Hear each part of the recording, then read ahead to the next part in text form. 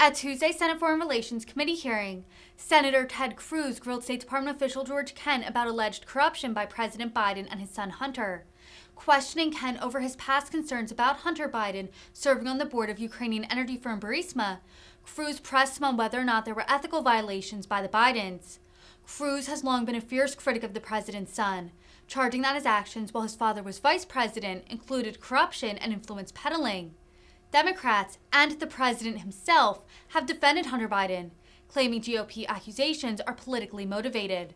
Republicans have promised to make Hunter Biden's business dealings and whether his father profited from them central to their investigations in the next Congress. Did Hunter Biden have any qualification to be on that board other than the job his daddy had at the moment? I am not familiar with his resume, sir.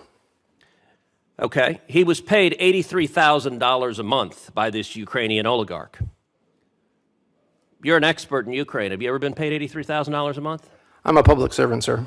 I've never served on a corporate board. So does that mean no, you haven't been paid $83,000 a month? I have not been paid $83,000 a month, no, sir. So, look, the concern here is not Hunter Biden's own problems, but rather it is official corruption from the then Vice President of the United States, Joe Biden, and now the President of the United States, Joe Biden.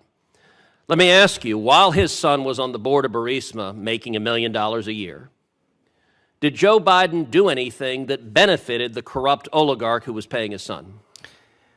Vice President Biden led our efforts to fight corruption in Ukraine. Let me ask you the question again. Did Vice President Joe Biden do anything that benefited the corrupt oligarch who was paying his son $1 million a year? He did not.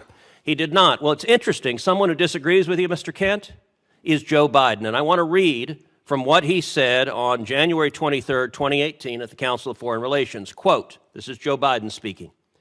And I went over, I guess, the 12th, 13th time to Kiev. And I was supposed to announce that there was another $1 billion loan guarantee.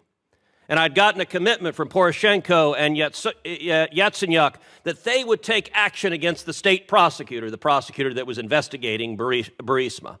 And they didn't. So Biden continues. I said, no, we're not going to give you the $1 billion. They said, you have no authority. You're not the president. The president said, I said, call him.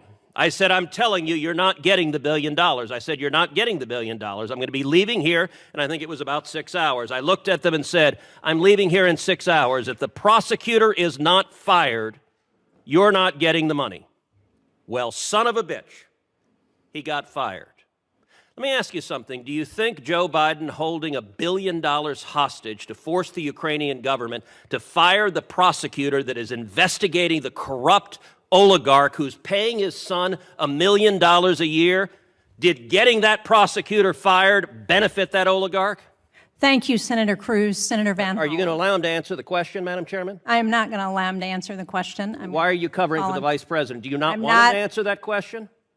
He said that the Vice President does nothing to benefit the oligarch. I think it's unfortunate for you, Senator Cruz, to put in position that are uncomfortable the nominees to be our ambassadors. Okay, this is his sworn testimony. This is his sworn testimony. I understand that you want to cover for the Vice President. That he is going to raise those concerns anytime. Was his testimony true or false that Biden did nothing to benefit the oligarch? I don't know. Let him answer the question. Why are you afraid of him answering the question? I'm not. I just want to move on. But you won't let him answer. I asked a yes/no question. Will you allow him to answer the yes/no question? Yes, you can answer yes or no. Thank you.